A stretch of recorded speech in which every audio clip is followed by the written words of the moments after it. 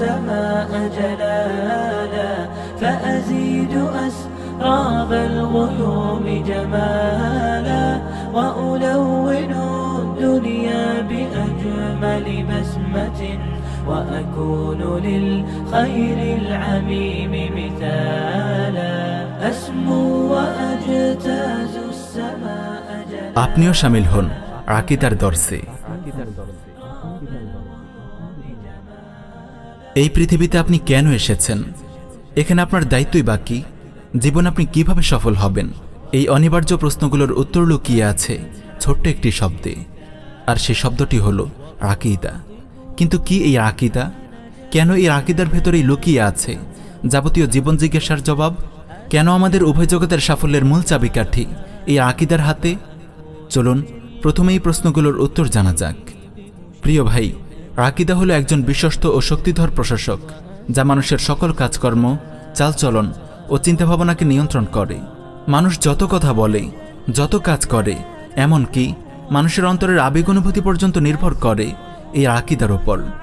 তাই কারো আকীদায় যদি সমস্যা থাকে, তবে তার সবকিছুতেই সমস্যা দেখা দেবে। তার কথা, কাজ, চিন্তা সবকিছুই ভুল পথে চালিত হবে। পক্ষান্তরে আকীদা যদি শুদ্ধ হয়, তাহলে তার কথা, কাজ, চিন্তা সবকিছুই সঠিক পথে চালিত হবে। তাই পবিত্র কোরআনে কারিমে প্রথমে আকীদার পরিশুদ্ধির দিকে সবচেয়ে বেশি গুরুত্ব দেওয়া হয়েছে।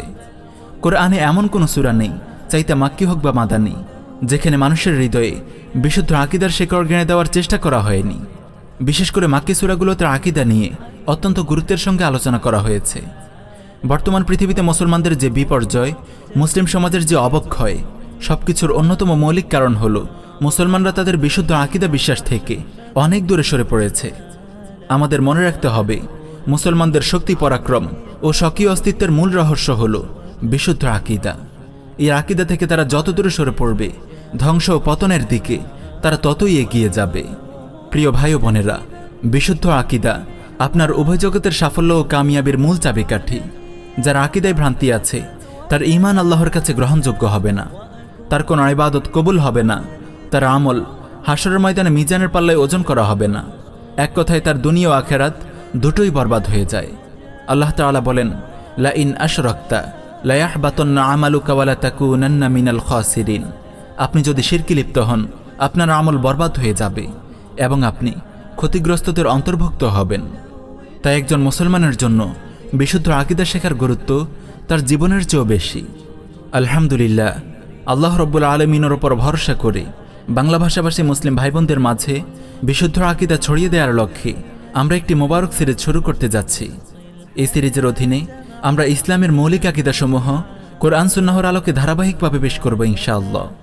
আকীদা বিষয়ে আমাদের মূল্যবান দর্শগুলো নিয়মিত পেতে সাবস্ক্রাইব করুন আমাদের চ্যানেলে, আর পাশে থাকা বেল আইকনটি বাজিয়ে দিন যাতে আমাদের কোনো দর্শ মিস না হয়।